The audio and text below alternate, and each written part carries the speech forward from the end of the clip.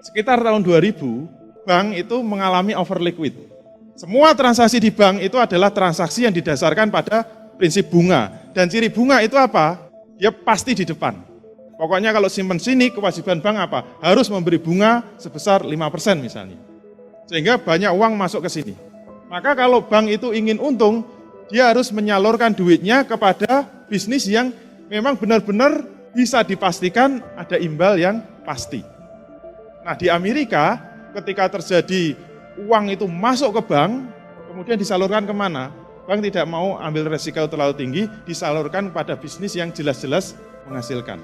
Yaitu apa? Bisnis properti. Di Amerika mikirnya juga begitu. Nah di Amerika itu ada aturan yang sangat ketat untuk bisnis properti. Kenapa? Tidak semua rakyat dapat kreditan properti. Mereka itu punya skor, setiap rumah tangga ada skornya. Kalau nggak salah skornya itu untuk mendapatkan kredit itu harus skornya di atas nilai 600. Kalau di bawah 600 disebut tidak layak mendapatkan kredit.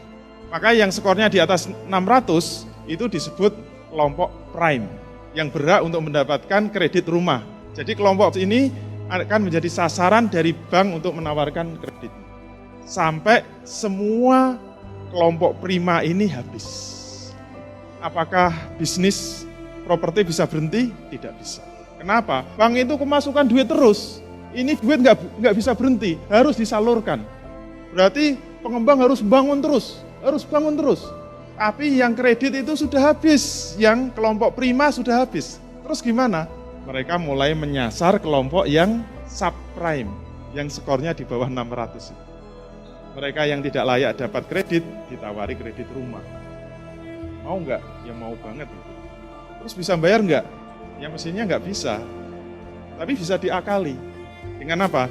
Dengan kredit bunga lunak selama 3 tahun pertama. Nanti setelah 3 tahun, langsung bunganya dilipatkan.